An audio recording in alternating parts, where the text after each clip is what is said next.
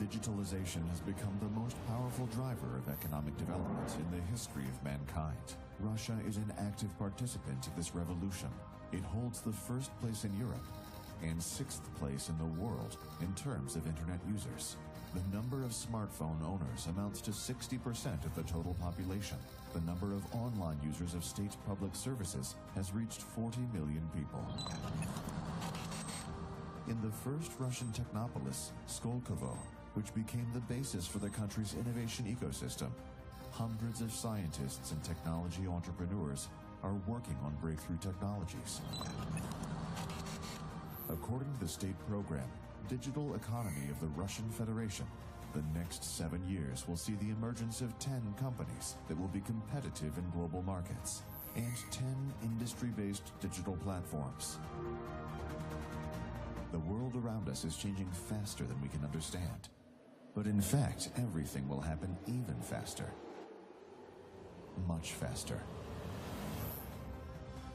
No one expected the emergence of passenger airlines working on electrical traction in the next 50 years, and yet the first such liner will appear within 10 years, and the cost of air transportation will decrease by 80%. Yet 15% of the world's largest banks will begin to introduce blockchain products as early as this year, and this market will grow by 35% annually. Digital technologies break traditional models of industry markets, and these changes affect every person on the planet.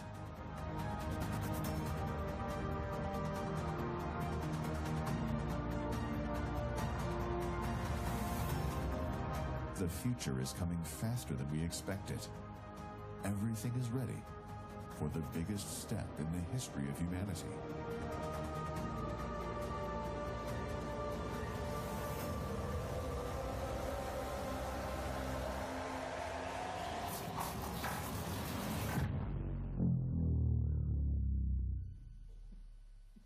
Are we ready for it?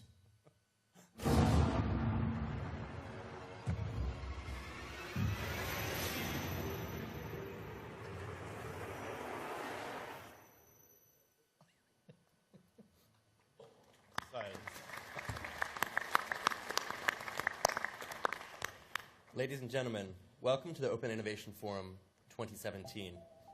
Our topic for this plenary is the digital economy. As we all know, digital technologies are impacting every aspect of our economy, society, and lives. This is being driven by an extraordinary explosion in data. Over 90% of all the data that has ever been created in the history of humanity is said to have been created in the last 2 years alone. This is driving transformation in artificial intelligence, robotics, automation, and machine learning, which in turn will touch every other aspect of our lives. We're honored to have a panel today of some of the champions of digital transformation, from the heads of state to captains of industry to leaders in the civil service. We're going to explore how the digital economy is changing and what we can do to help bring the best about for us all. Let me introduce our esteemed panel. We're honored to have Prime Minister Dmitry Medvedev, Prime Minister of the Russian Federation, Prime Minister Xavier Bettel, Prime Minister of the Grand Duchy of Luxembourg, Professor Michio Kaku, theoretical physicist, author, and futurist, Mr. Jack Ma, founder and executive chairman of the Alibaba Group, Mr. Herman Greff, CEO and chairman of the executive board of Sberbank, Ms. Jacqueline Poe, chief executive of the Government Technology Agency of Singapore, and Mr. Liam Maxwell, the national technology advisor for Her Majesty's Government of the United Kingdom. The digital economy is the name of the program endorsed in July this year. It's designed to transform the Russian economy. Prime Minister of the Russian Federation, Mr. Dmitry Medvedev, will give the opening speech for this plenary session, and he will brief us on the goals that his country is setting and what is being done to attain them. Mr. Prime Minister. Thank you.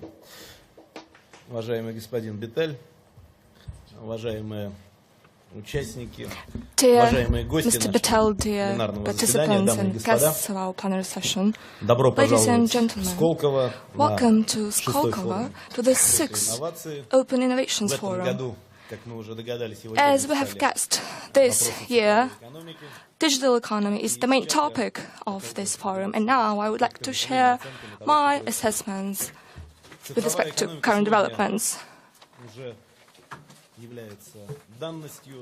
Digital economy is a reality today, and it's not upon orders of authorities or at the initiative of several entrepreneurs. That's what surrounds us. Smartphones, mobile internet, social networks, e-commerce, e-payments. All of it has become part of a modern lifestyle. Data processing helps us predict the behavior of consumers, build new business models that transform markets. 15 or even 10 years ago, one could hardly imagine that. Data is new oil, as the phrase goes on, and those who learn to transform information into useful solutions will win. And on the contrary, those who miss these opportunities will remain on the side, maybe forever. That holds true of separate companies, economic sectors, and the whole states. It goes without saying that this competition has encompassed the whole planet. The effects will be felt by almost everyone. First of all, the individuals themselves. Secondly, traditional companies that have become successful in traditional economic sectors, and states as well. And I would like to elaborate on those three issues in greater detail. First of all, the readiness of people to adjust to new technological solutions. We have done a lot to let people get used to a digital culture, and this task has become much more difficult for us than for other countries. Russia has climbed up different international ratings. For example, according to the Network Society Readiness Index, we have climbed up 36 positions over the last 5 years. According to our statistics, as has been presented today, 75% of households have access to internet. We are ranking first in Europe in terms of internet users. Over half of recipients of public services have gone for online technologies. But at the same time, we should not forget about so-called analog Russia, about digital inequality of regions, remote settlements without high-speed internet, and we should take into account the digital gap of generations. That is the problem our country is facing, as well as many others. Digital changes have transformed the labor market. The demand will grow for experts in big analytics, mathematics modeling, financial technologies, cybersecurity, and on the other hand, professions that have to do with routine processing of standard information could be most damaged, and we need to think how to help people adjust to this new reality.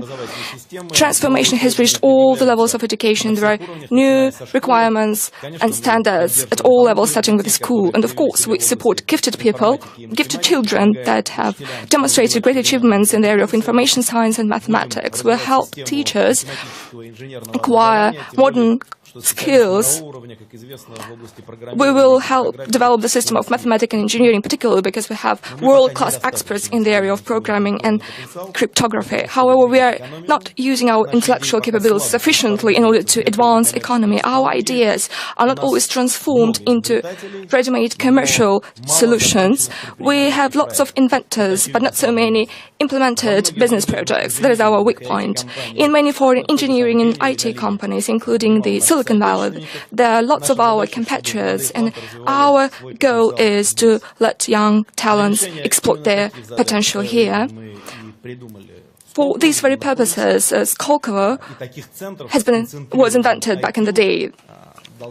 And there should be more such centers with high concentration of IQ. It is our principled policy, and the new law on innovative scientific and technological centers is designed to attain such goals. We are setting up scientific centers. Recently, I have signed a decree on the development of the innovative complex on the territory of the Pushkinsky region of St. Petersburg. There will be a science center developed there, labs, educational buildings, accommodation, innovative production, and new campus for the St. Petersburg Research University of Information Technologies, Mechanics and Optics, the ITMO university will be created. It is one of the best universities in our country. Its team this year has become the 7th-time winner of the International Collegiate Programming Contest. The second set of issues is whether our companies are ready for digital changes. Digitization changes the lifestyle of people, but also the ways of work of traditional economic sectors such as energy, transport, machine engineering. The new civil aircraft such as Russian Sukhoi Superjet 100 MS-21 have already been designed digitally. Design bureaus are exchanging paperless documents. Digitization helps deploy new technological solutions. One can immediately come up with new services and efficiently use the fleet of airlines. In order to systematize this work, we have come up with the digital economy program and the management system of this program. We have launched a dialogue between state and business on 5 areas such as regulation, personnel and education, development of research expertise and technologies, information infrastructure and information security. Centers of excellence and working groups have been set up with respect to each of these 5 areas. And of course, it's not going to be a top-down process. It is impossible. Digitization is the issue of competitiveness of the business itself. It is the interest of the business, after all. The startups that were not known to anyone yesterday are capable today of ousting formidable players from the market, and it's taking place in all the countries. They are capable of coming up with better business models and promoting platform solutions. In the upcoming years, lots of vibrant digital companies are going to emerge in Russia, and there is good capability to do that, to attain fast results at relatively small costs. I'm talking about transport and logistics services, healthcare, education, financial technologies, smart cities, modern agricultural production, and many other areas. We're going to bring internet to remote areas, hospitals and schools. Besides, very soon Russia will start to develop the 5th generation mobile communication, quite a difficult task, taking into account that it requires substantial investments. Anyways, it will speed up the development of high-tech companies, will continue creating a favorable environment for investments, for venture funds, which are ready to support Russian startups. And finally, the third topic I would like to focus on, which is whether the state itself is ready for such a transformation. Of course, these challenges are both difficult and interesting for such a big country as Russia. Digitalization changes the approaches to public administration, legal regulation. A whole range of new problems emerge in the areas of protecting intellectual rights to digital assets, protection of personal and private information, and the transpounder nature of most services, when sometimes you cannot trace the jurisdiction and rules governing such companies. As the Internet of Things technology evolves, the question will arise whether our critical infrastructure and everyday life of general people to be controlled by people from the outside, including via foreign digital platforms. It is a big challenge for a state and individuals. New technologies such as blockchain, for example, can drastically transform legal operations that have to do with accounting, with data validation, the execution of contracts. And by definition, they cannot belong to one country or a group of countries. At the same time, any transformation brings about lots of fuss. This cryptocurrency boom at the markets based on blockchain initiatives without any clear-cut rules could create substantial risks that cannot be countered by decentralized and particularly anonymous stakeholders. The speed of technological change would require the regulators to become more flexible. There should be less barriers. We need to assess new regulatory standards from the point of view of digitization. And of course, lawmaking will not be able to catch up with an outstripping growth of technologies. But it does not mean that we do not need regulation at all. Besides, many ideas do not even pass the test of time and they stay behind. and that is quite normal. The world has accumulated experience in this field through setting up separate pilot platforms free from excessive regulation, and this approach helps testing innovative solutions in a restricted environment, and that is the ideas we were guided by when we were setting up the Skolkovo Center. Dear colleagues, as I conclude, let me state that we have significant resources to guarantee our digital sovereignty, but we are not going to shut ourselves up and create so-called digital cohorts, if you can say that. Our market is not that big, and we will continue promoting our know-how to global markets, but we would like to cooperate with international partners as we do that. And we need to create the atmosphere of trust even today, no matter how difficult it is, due to obvious reasons of which you are aware. But we are open, and we do hope for this dialogue to continue both here and within the framework of many other discussions platforms. Let me once again welcome you to Open Innovations Forum, and thank you for your attention.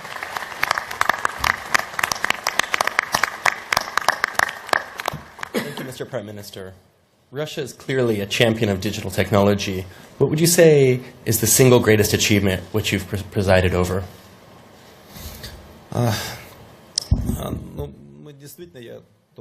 Well, indeed, I just talked about it. To a certain degree, we have a unique situation here in digital technologies. It is mainly due to the fact that the sheer scale of a country is so big. But if we talk about digital technologies and what they bring to our world, we can discuss a lot of things and take different standpoints, including philosophical ones. But maybe the most important thing is that digital technologies spare us some time. They allow us to save time. And what's the most important thing in human life? It is limited, unfortunately. It is time. When we had to spend maybe hours, weeks, and years, now it can be done maybe sometimes in a few minutes.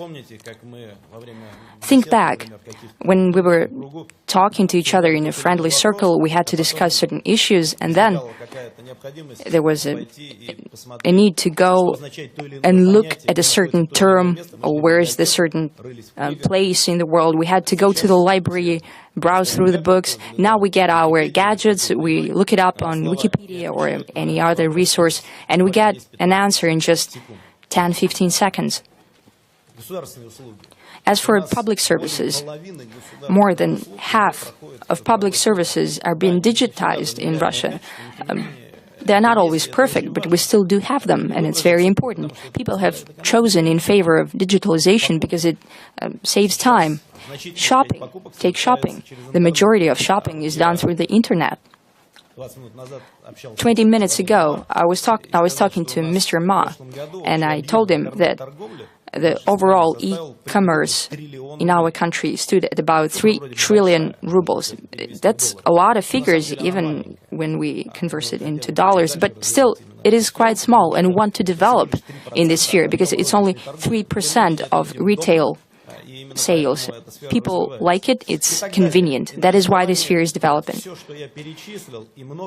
Everything that I have named here and a lot of things that I have not spelled out, it allows us to save time and efforts. And basically that's the most important thing created by digital economy. So we are in a sensitive moment now in the relationship of Russia and the West. Do these kinds of tensions make digitization more difficult? Because technology is global. Will we begin to see, for example, the emergence of a Russian way? Well, digital technologies are global, and any kind of limitations or sanctions, they have personalized and targeted character. They are in direct contradiction with each other. But due to the global nature of digital technologies, to a major degree, they cannot bear the grunt of sanctions. Therefore, they cannot be sanctioned. That's the advantage of the global world and the digital technologies. You can try to limit someone in certain things, but it's hard to limit in digital technologies. We're not happy about it. That's quite apparent. It was not us who thought this out, therefore it's not us who should finish it. The sooner it ends, it's better for everyone. If we talk about our certain separate way into a digital world, we do not have it. The whole humanity as a whole is going down this path. By creating the future analog of AI, we're solving some very practical tasks, such as Internet of Things. So we do not have our own separate way, but we're using our advantages, our capacities, including our talent and improving our human capital that we already have is a great thing in this sphere. So we're going to play our own game, but we would like to do that together with others. That's the main goal of digital economy and digital development in today's world. We will continue to do that, whether someone likes it or not. I believe that we'll achieve great success. Thank you, Prime Minister. Now let's turn to Prime Minister Xavier Bettel. So, in a comparison which I'm sure you've heard before, Russia is the world's largest country by land area, and Luxembourg is one of the smallest, and yet the Grand Duchy of Luxembourg is quite a mighty state. Despite this fact, Luxembourg has one of the second highest GDPs per capita in the world. You've focused tremendous efforts in modernization, first in steel and then in services, and now increasingly in the digital economy and in space. Could you share some of the lessons and strategies which you have in the Grand Duchy of Luxembourg about digitization and transformation, please? So if you just allow, even if you didn't ask me the question, but just about the last question too, I think Russia and Europe are neighbors. And the big thing in the digital is we have no border. And I shouldn't say that in presence of a lot of friends, but we are squeezed between Asia and the United States. And we need a common strategy on that continent. And I'm sure it will be a good strategy if we are able to work together, Russia and Europe, on the digital agenda also for the future. That's the principle of politicians. You ask me questions, I'll give you another answer. So I come to your question. Fact is, you spoke about steel, about finance, and we were very active in telecommunications. For example, Luxembourg is the leader in satellites with SES. And as you know, we took also initiative on space mining, which is the next big thing, maybe for future. So you said that my country is maybe small on the ground. The territory is small, but the country is big. And even in space, it's bigger. So we grow every day for the moment. Fact is, there are different things. The first thing is the rankings makes me happy if I see, for example, that the last rankings, we belong to the 20 most effective countries by innovation, by infrastructure, always in the first rankings. So as an administration, what you have to do is, the easiest thing is infrastructure. You have to build. This is one thing. Then it's how you work as an administration. That's sometimes more difficult.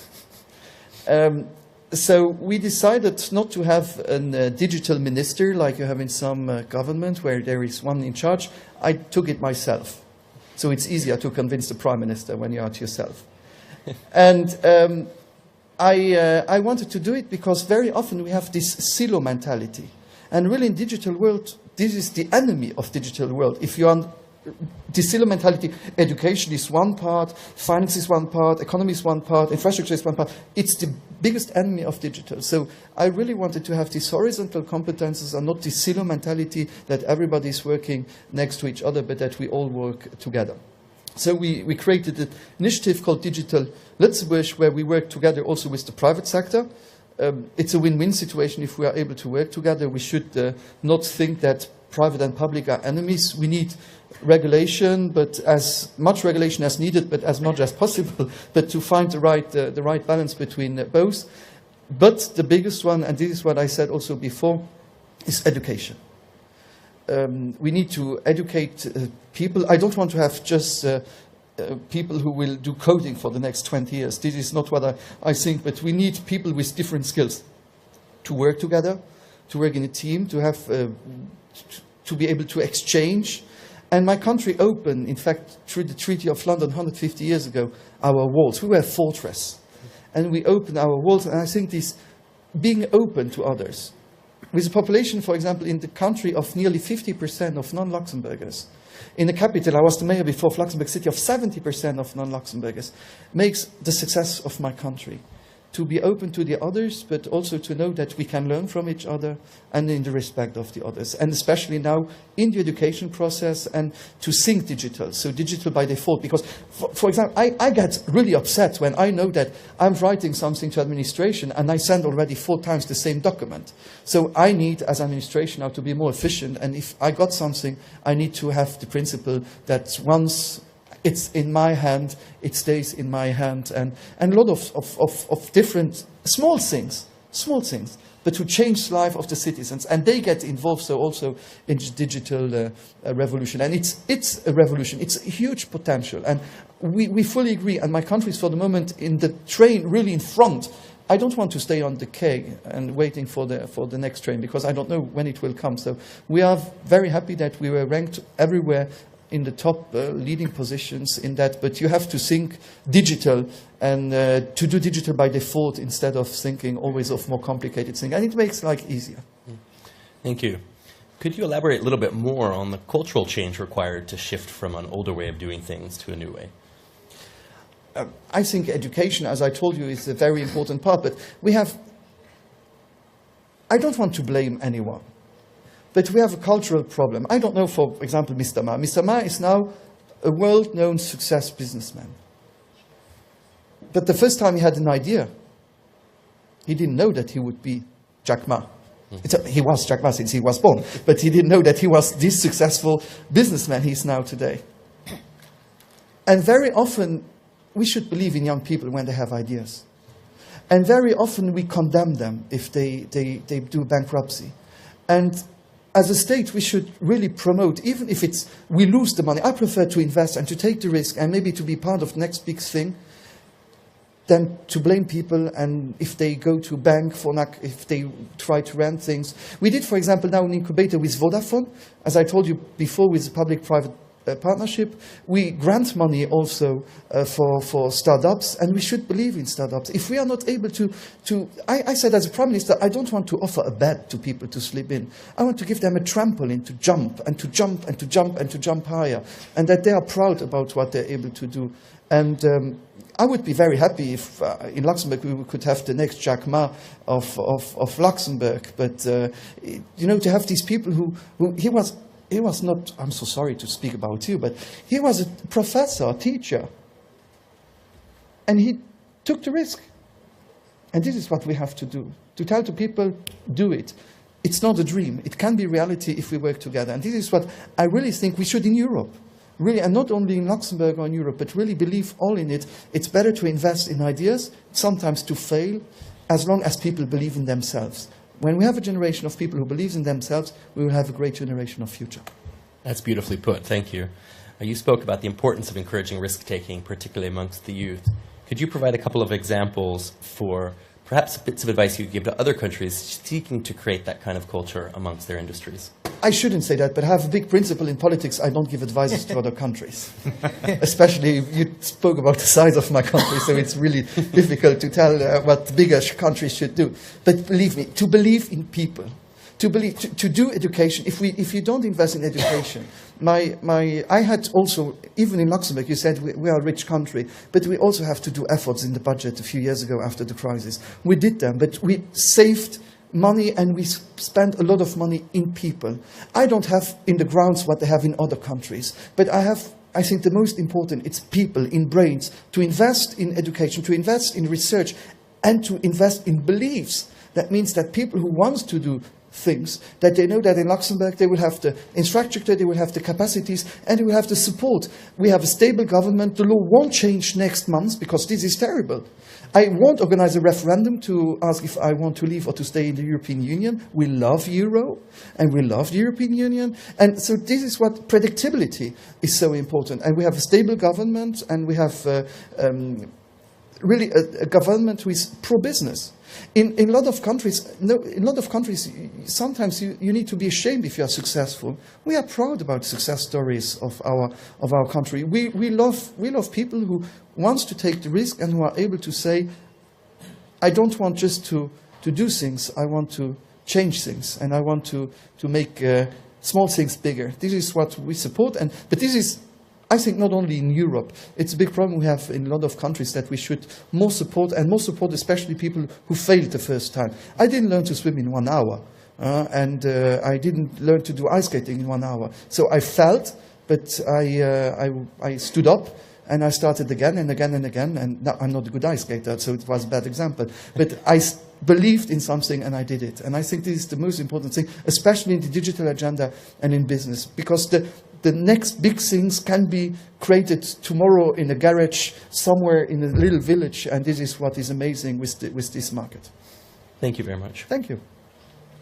Prime Minister Medvedev, Prime Minister Bettel, you both spoke very eloquently and powerfully about providing opportunities for the next generation, creating a culture of risk in a positive way, but also of experimentation, public-private support, and creating the environment for new national and international champions. So thank you for sharing your thoughts with us. We're very proud to have you here. Let us now move to the next section of our panel. We have with us several captains of industry from academia and the private sector who are responsible for not just understanding the way that technology is changing, but indeed creating that technology itself. So we now turn to 3 leading technologists who are going to share their views on what the future might hold, how large corporations can adapt to and take advantage of these changes, and what we as corporations in the private sector might be able to do to encourage the outcomes that we desire. So let's start with Professor Kaku. Professor Kaku, you've been a leading forecaster of technology for most of your career. What do you think about the digital revolution that we've seen so far? Where is it going, and how might it interact with other forms of technological revolution in science, such as biotechnology? Well, in the coming years, computer chips will cost as little as a penny. That's cheaper than garbage, cheaper than scrap paper. So computer chips will be everywhere and nowhere, including our contact lenses. So when we put on our contact lenses and blink, we will go online. And who were the first people to buy internet contact lenses? College students taking final examinations. This means that my students will blink, and they will not have to memorize all the things I've been talking about. This is going to revolutionize education, because we cannot force students to memorize things that they can simply blink and get. And then if you feel sick, you will blink and see RoboDoc. RoboDoc is artificially intelligent, talks to you in plain English or Russian or whatever, speaks any language, accesses the entire internet for sound medical advice, almost for free. This is going to revolutionize the medical establishment. We'll still have doctors, but doctors will use RoboDoc as an aid. And if you're in a car accident in a foreign country, you don't speak the language, you'll talk to your wristwatch and talk to RoboLawyer. RoboLawyer understands the law in any country, in any language. In fact, I personally believe that artificial intelligence, the robotics industry, will eventually become bigger than the automobile industry of today, because your automobile will become a robot. You will talk to it. You will argue with it. You'll have discussions with your car about the best route to take. And when you want to park the car, you simply tell your car, park yourself. And the car parks itself. This is going to revolutionize urban economics when you don't have to worry about parking anymore. And then the next organ to be digitized is the brain. You may not know this, but 2 years ago, scientists were able to upload the first memories. Memories can now be uploaded and downloaded. This makes possible BrainNet. BrainNet could be the next step in the evolution of the internet. Instead of zeros and ones, instead of text, you'll put emotions, feelings, sensations, memories. Teenagers will go crazy. Teenagers put happy faces at the end of every sentence. Why bother to do that when you can put the emotion of your first dance, your first kiss, your first whatever, right there on the internet? And so in the future, when you walk into a room, you will mentally command the internet You'll take dictation mentally. You'll turn things on, turn things off, communicate with other people. People will think of you as a wizard of some sort, mentally communicating with everything around you. That's BrainNet. And then biotech is being digitized now. We can create a human body shop. We can create from your own cells, so there's no rejection mechanism. We can create skin, bone, cartilage, noses, ears, blood vessels, heart valves, bladders, complete windpipes can be grown in the laboratory. The next organ to be grown, by the way, is the liver. So for all you alcoholics in the audience, take heart. We may be able to grow your next liver. So even the economy is now being digitized into something I call perfect capitalism. You see, capitalism is based on supply and demand. But you don't know who's cheating you when you buy something. You don't know what the profit margin is. In the future, your contact lens will scan everything in a store, tell you who's cheating you, tell you who has the best product, what is the profit margin on every single thing that you can scan with your contact lens. And so capitalism becomes perfect. Perfect supply and demand. This means that there are winners and losers. The losers will be middlemen. Because why did Amazon become so big? Why did Airbnb, why did Uber become so quickly so large? Because they digitized the middlemen. So I tell my friends, if you want to become a billionaire, take an industry, take any industry. Write down all the places where there's friction, where there is middlemen, where there's obstruction, where there's frustration. List all the places in any industry, digitize it, and you too could become another Amazon founder. Thank you, Professor. In good futurism, that is a future with both inspires and terrifies. So thank you. Be careful. Mr. Greff, you've had to, by necessity, understand the direction the technology has been moving and then actually implement it in the context of over 300,000 of your own employees. Could you share a little bit of your experience about what it means to actually put these changes into practice? Thank you very much for your question.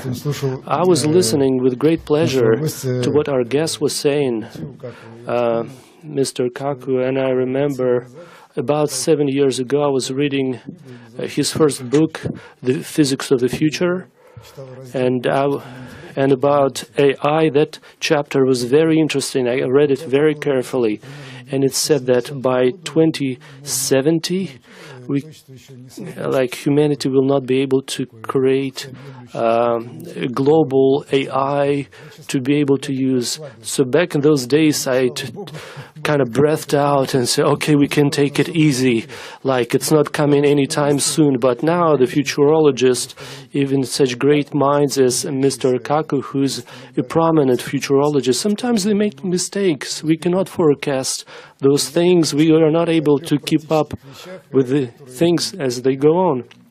So I would like to stress three things which we face as key objectives. Number one, two technologies which we consider to be of great promise. Blockchain. This is a technology that can fully transform my sector where I work. It can drastically change it.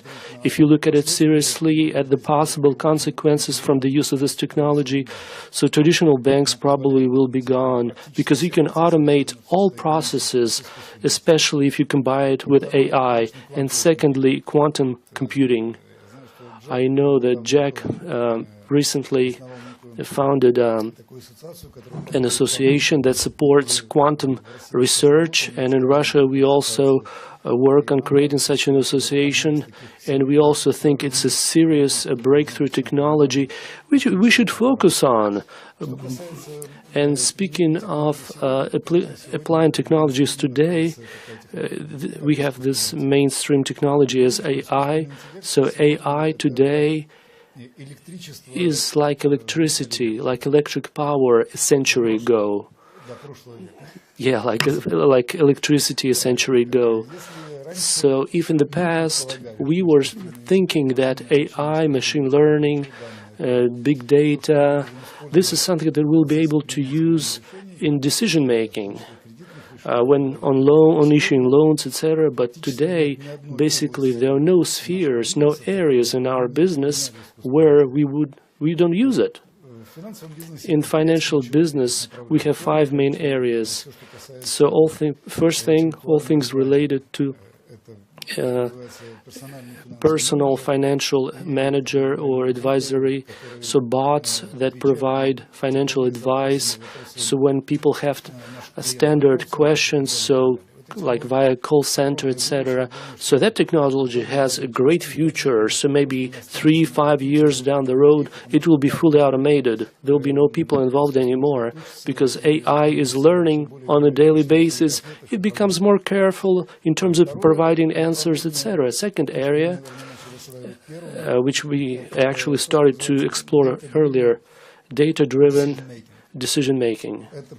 So that's about making decision when it's based on the data, big data analytics. This is for issuing loans. 99% of decisions on issuing loans is done without any human involvement. So that's only for retail clients, and we would like to apply it to our corporate clients as well. This is a great shift. The third area is cybersecurity. Naturally, we are one of the largest transactional organizations in the country. So we have 7,000 to 8,000 transactions per second happening just in our company, and you can analyze them only by using an AI. And we're doing this. 74% of our clients prefer the security of transactions on credit cards and having cash back. And so security is one of our top priorities. So all things related to cybersecurity, this is where we use AI and machine learning on a daily basis to fight hackers, especially social engineering, when people get involved in the fraud and we analyze our clients. This is number 4. So because we become more individual. So it's not like the average run-of-the-mill client anymore, but we work with the average client on the individual basis. So AI is very much needed on that front as well. The 5th area is automation of all of our activities, practically back office, accounting, audit, legal activities, all simple operations will be automated. This is what we're doing day from day to day. And by 2020, it should become our daily reality. And the last thing, it's very important for us to get here together, country leaders, business leaders, and in the digital world, it's impossible to advance without collaboration between government and businesses, because every step that we make, we face regulation, and we need to cooperate with the governments. And in Russia, thankfully, we see that the government pays a lot of attention to this area, especially since the program of digital economy has been adopted. In this new era, business and governments will be working hand in hand, as Mr. Medvedev said. So the most important thing, the main resource we have, is the time saved for our citizens and clients. Thank you. Mr. Greff raises a very important implication of the technologies described by Professor Kaku, and that as technology advances, we're able to do more with less. This is going to have a profound impact on the labor force and indeed replace potentially many, many jobs. If we could now hear your thoughts, Mr. Ma, on the impact of automation and technology on the labor force. Is this something people should be scared about, or is there opportunity for us all there? Yeah, thank you. I noticed a lot of people talking about the new technology is going to replace a lot of jobs, and people start to fear and worry. It is okay to worry, it is okay to fear, but do not worry too much and fear too much. And I never worry about the things the prime ministers worry about. I never worry about things the scientists worry about. I have enough headache, so I just worry about myself. You solve your own problem, think about your future, your business future, your career is probably more efficient. People worry about the future because of the lack of confidence and lack of the imagination for the future. I think that we don't have solution for tomorrow, but there is solution for tomorrow. You don't have this solution, somebody has. Trust our young people and trust the people. We got 7 billion people, they are smart enough. Our kids will be smart enough to solve all these problems. And the second thing is that in the past centuries, we make people like a machine. And in the future, especially today, we make machine like a people. But in the end, machine should be machine-like, people should be people-like. And people should have confidence that we people have belief, we have religion, we have value, which machine does not have. And I don't believe the machine is going to take away man's job. And every technology revolution, the third technology revolution we had, the first technology revolution killed a lot of jobs, created even more jobs. Second technology revolution killed a lot of jobs and created more jobs. We are going to create more jobs. This is for sure. And you have to worry about yourself. Don't worry about the other part of the prime minister, president, they can worry about it. The second thing is I believe that most of people, they see it and then believe it. Very few people, they believe it and then they see it. These are the people called the leaders. So if you want to be successful, you want to be a billionaire, you have to believe it. And then you will see the future. So I think in the next 30 years, by the way, I don't think next 50 years, we should account for next 30 years. We don't have 50 years, only 30s. Next 30 years, internet is going to be as important as electricity. Internet is more important than oil. So I think internet, the DT technology, the digital technology, or what you call the data technology, is going to be the solution to solve the problem of inclusiveness, sustainable, and happy and healthy. I think today the world economy is facing the challenge of inclusiveness, right? The whole world globalization is controlled by 60,000 big companies. Most of the small, medium-sized companies, young people, they don't have the chance. But internet may be the solution. DT is the solution. 80% of the business in next 30 years will be on the internet. 80% of the business will be global. Whether you're a small business or big business, you have to be a globalized business company. So I think the world does not only need a G20, we need a G200. The world does not need a B220, we need a B200. And in the future, there will be no e-commerce. It's called e-business. Every business will be in the future will be no made in China, no made in America. There will be no made in Russia. It's made in internet. You might design here, manufacture, and sell there. So we have to think about. And people say manufacturing is going to make jobs. No, manufacturing is not going to create jobs. Manufacturing is going to be created by artificial intelligence, by machines. So service industry is going to make a lot of jobs. So these are the things that are going to happening, and I'm very optimistic. I think somebody will have the solution. The only thing I worry about is education. I agree with the Prime Minister. Education. We are okay. People sitting in this room, next 30 years, we are okay. But think about our kids. If we teach our kids the same way we taught in the last 100 years, our kids will have problems. So machine is going to be smarter than us, no matter what, right? You can never compete who's smart, just like you can never compete with a car who runs faster. Machine will be smarter. But if we teach our kids how to memorize, how to calculate faster, they are going to have no jobs. So how should we teach our kids? Thank you. We should teach the kids in a different way. And by the way, finally, to be successful, to teach our kids, we should teach our kids to learn the EQ, IQ, and LQ. Thank you, Mr. Ma. And LQ is Q of love. Thank you. Thank you. So we have time for one question which I'll ask all of you before we move to the next panel. It's quite clear that cooperation is extremely important in this context. Could you each just very briefly respond? What's the best way to facilitate cooperation moving forward? Very short answer, please. Yeah, cooperate with government. Government should not think about creating more rules and laws for business. Less laws and less rules. Mr. Greff.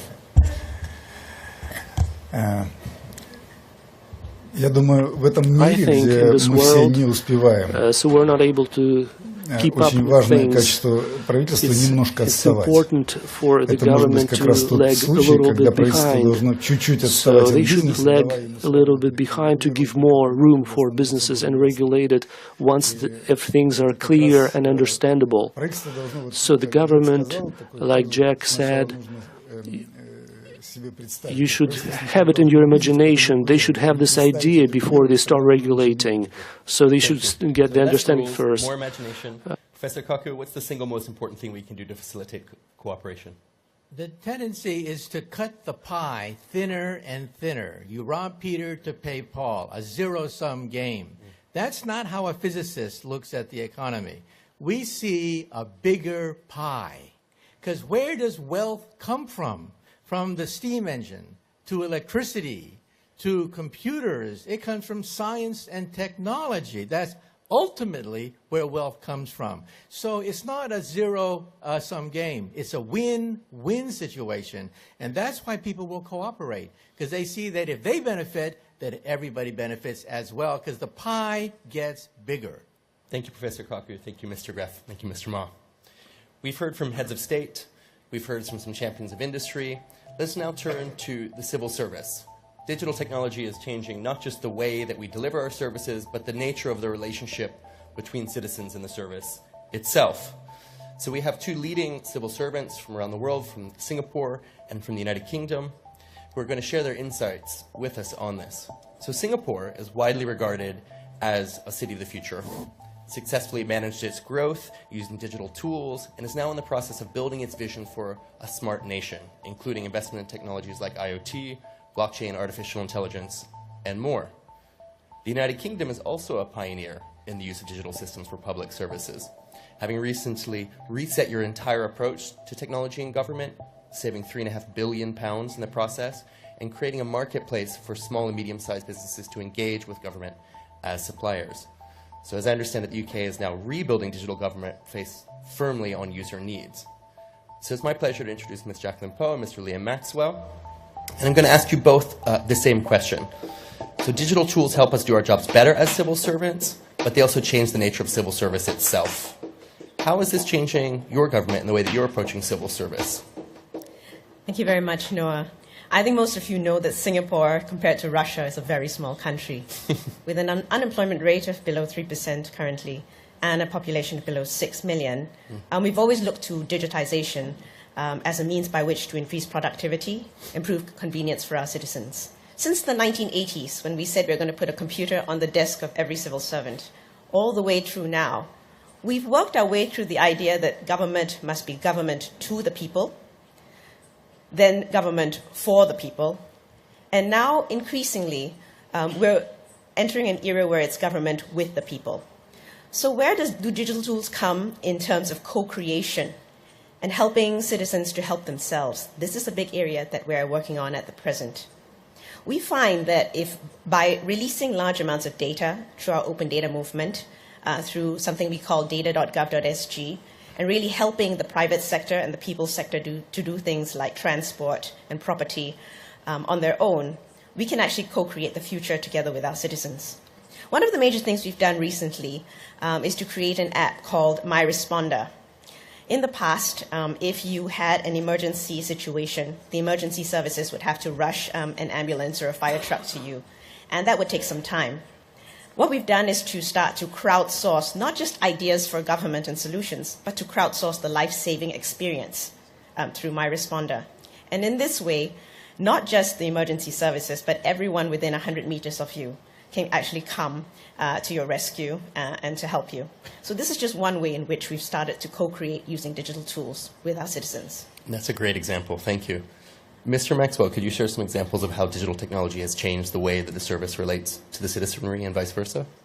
Yeah, thank you very much, and thank you for having me today. I think we take a lesson from Professor Kaku, one of the changes that we brought about. We wanted to change the relationship between the citizen and the state. And we had spent a very large amount of money on technology, and we were still not connecting. So we took the step back to think, what does the user need to get from the state? And the first approach to this, we had a look at publishing, we had a look at how you look at the information in a government. And citizens didn't care about where the information was, they just knew it was with the government. And yet governments, as the Prime Minister of Luxembourg said, I mean, governments think of themselves as silos. And we live in a platform world. And so we had to introduce a platform that enabled us to share with our citizens the information that met their needs, regardless of which department it came from, because the citizen didn't care. And then as we started to build further services, we could build services which were much simpler and clearer and faster for our citizens because they met their needs. We had an example was the carers allowance, which is a benefit we pay to people to look after relatives. And there were 400 questions in the questionnaire we took. 200 of those questions weren't used. The answers, you just simplify the solutions. We started changing the way that we ask questions of people and the order, so it was based in the way people worked. A famous benefit we had, one of the questions was, question 5 was, are you pregnant? It was only question 8 where you got to, are you a woman? So we never designed our services in ways which worked for the people that were using them. And in doing so, we changed the relationship between the citizen and the state. And it meant that we could build services that were much simpler, but also services which worked for people. Yep. And by analysing what people were doing and how they used the services online, that produced the feedback, which meant that we could make the services better, which meant more people would use them. And so rather like Jacqueline's conversation about opening up the data sets, we opened up our operational data so people could see the government working. But the main point of that was therefore that government could see itself working and could become clearer, simpler, and easier for people to use. So government as a platform, human-centered design, two often heard but rarely applied terms when it comes to civil service. So these are wonderful examples. Might ask you one other question. When it comes to issues of big data, for example, many people are worried and associate that with the notion of surveillance and Big Brother. What are you each respectively doing in your governments to help build trust with citizens and enable the benefits of big data without the scary implications? I think there are a lot of misunderstandings about data and how much data is collected by the public sector or the private sector. And it is, in fact, true that despite the number of transactions that citizens have with the public sector, they have a far larger amount with the private sector and with companies that they deal with. Within the government, we're also a bit circumspect about what we find to be anonymized data and what we find to be personally identifiable data. I think that anonymized data, if properly done, provides a rich treasure trove of insight and operational action and direction for agencies to actually provide anticipatory services or to run the city better. And so we've been doing a lot of work in data science and artificial intelligence to be able to take that data from people and from the city, but in a completely anonymized form, and also working on privacy-preserving technologies. On the other hand, personally identifiable data has a right to be protected. And in Singapore, we have a Personal Data Protection Act that does so in terms of the collection and storage and use and disposal of such data. For example, I think consent is a very big part of what we need to do if we are to use that data and make it available to parts of the government as well as to the private sector. In Singapore, we have something called MyInfo, which is part of our national digital identity. It is a data vault of each user, citizen, resident, and it contains a certain amount of administrative data about that person, including their pensions and tax records. Now, if a private institution, such as a bank, wanted to have access to that data because the citizen wanted them to have access so that they could, for example, apply for a credit card or open a bank account, the citizen would then have to give their consent before that data would be made available to the private entity. So these are measures that we've put in place very deliberately in order to be able to preserve trust. Because no matter what you do, whether anonymized or personally identifiable data, trust in your the company that's collecting it, trust in the government is going to be absolutely critical to be able to use that data in a meaningful manner over time. Trust is so important, and perhaps in the past we've conflated ease of use with trustability.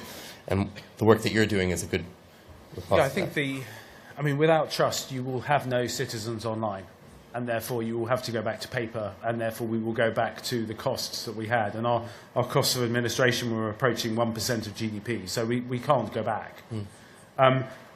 I think two components really there, two pieces of legislation came through recently. One is the Digital Economy Bill in the United Kingdom, which specifies very clearly how data will be stored and shared, and that's gone through a huge amount of consultation so that we feel we are in a position with an effective use of protection.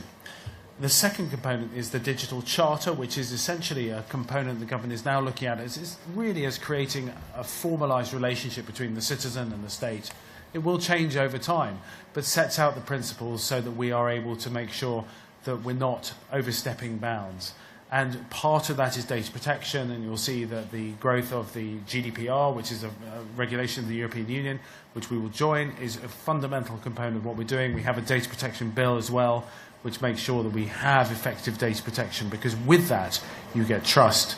And with that framework of trust, the government itself can step back and let the digital economy grow as the digital economy can. There's a role, I very much agree with Mr. Marr, there's a role where the state has to set the framework and then step back and make sure that the great business people can do as great business people do. Fantastic.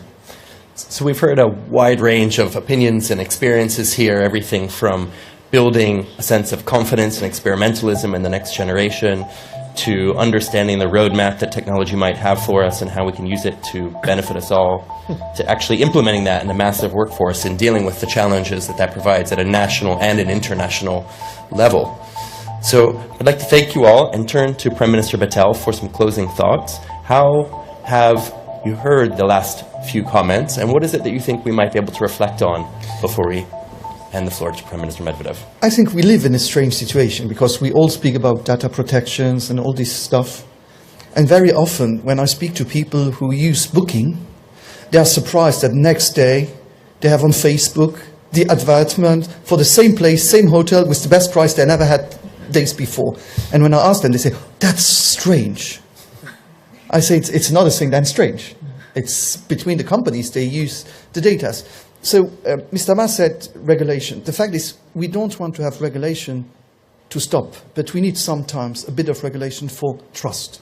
And we should put them on the level that we are able to work on.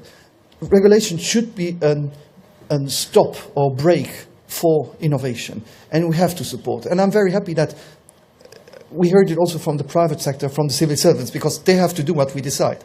So it is important that we work together on the same strategy, and they know that if we talk about a digital strategy, everybody is a part of it. It starts in the company, from the lowest to the biggest, to the highest job. Everybody is part of that digital evolution and strategy that you have in your own company. We need trust. So that means regulation is a part also of the trust, because a lost consumer is like for elections.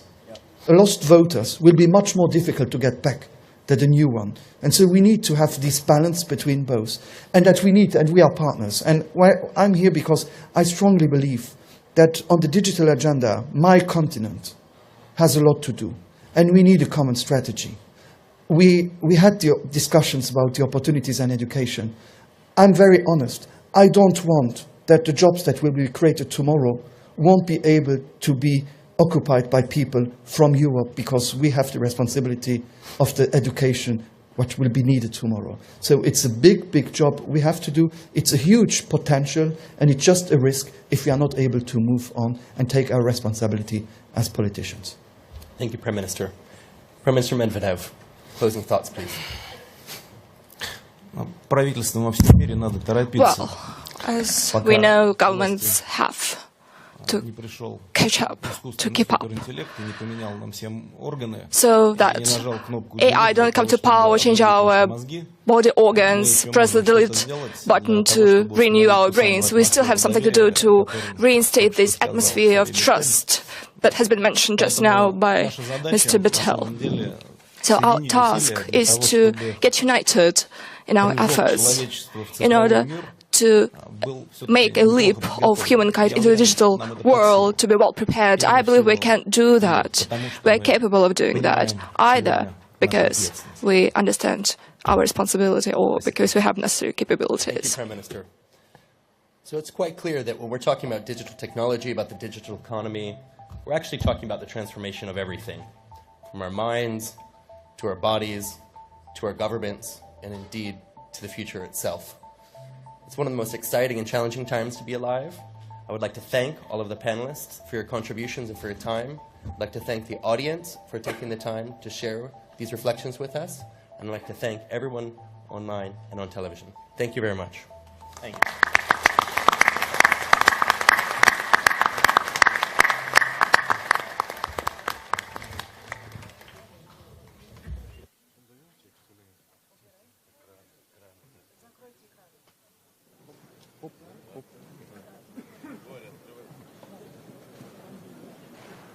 Уважаемые участники пленарного заседания, благодарим вас за участие и приглашаем на деловую программу форума «Открытые инновации», которая пройдет в здании технопарка в Сколково. Для вашего удобства организован трансфер до площадки форума.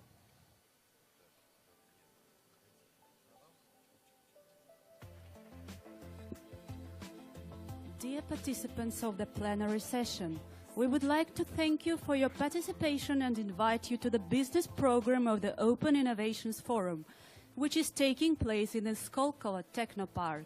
For your convenience, a transfer has been organized to the event venue. Thank you.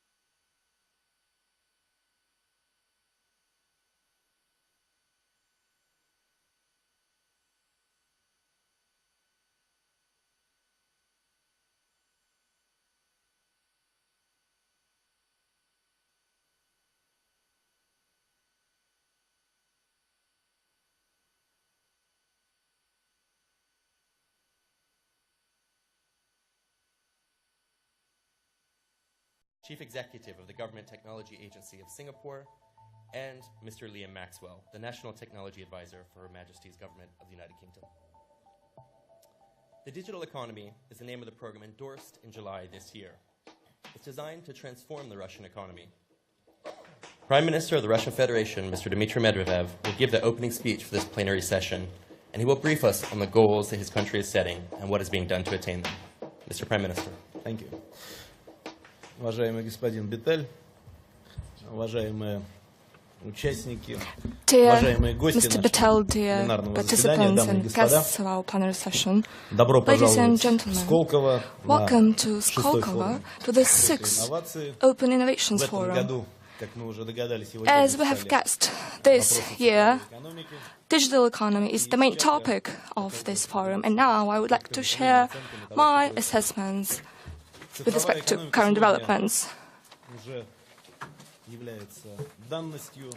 Digital economy is a reality today, and it's not upon orders of authorities or at the initiative of several entrepreneurs. That's what surrounds us. Smartphones, mobile internet, social networks, e-commerce, e-payments, all will decrease by 80%. Yet 15% of the world's largest banks will begin to introduce blockchain products as early as this year, and this market will grow by 35% annually. Digital technologies break traditional models of industry markets, and these changes affect every person on the planet.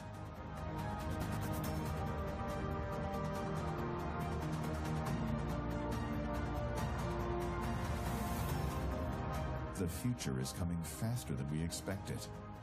Everything is ready for the biggest step in the history of humanity.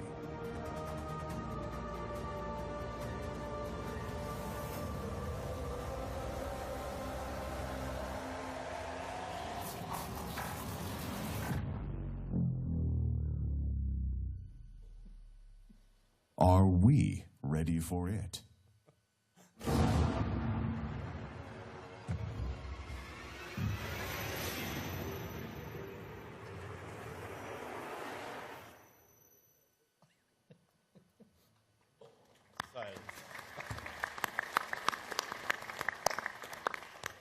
Ladies and gentlemen, welcome to the Open Innovation Forum 2017. Our topic for this plenary is the digital economy. As we all know, digital technologies are impacting every aspect of our economy, society, and lives. This is being driven by an extraordinary explosion in data. Over 90% of all the data that has ever been created in the history of humanity is said to have been created in the last 2 years alone. This is driving transformation in artificial intelligence, robotics, automation, and machine learning, which in turn will touch every other aspect of our lives. We're honored to have a panel today of some of the champions of digital transformation, from the heads of state to captains of industry to leaders in the civil service.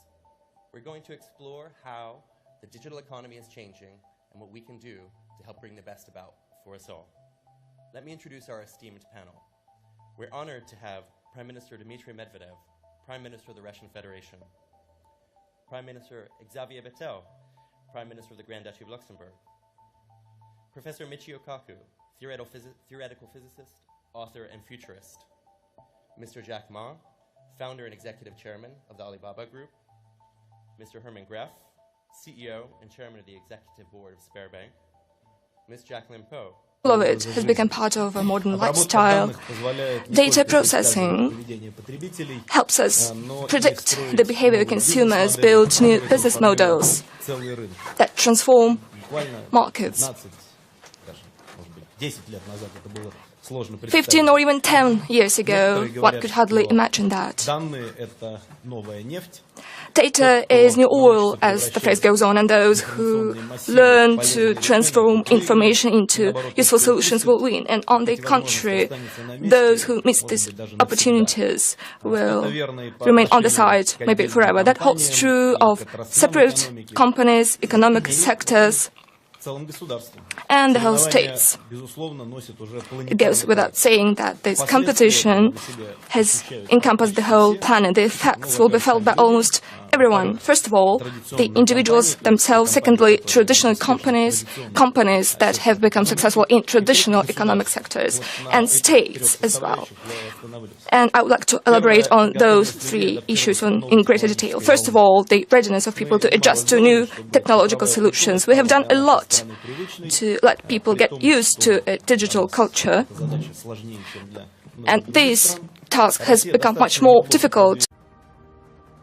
Digitalization has become the most powerful driver of economic development in the history of mankind. Russia is an active participant in this revolution. It holds the first place in Europe and 6th place in the world in terms of internet users.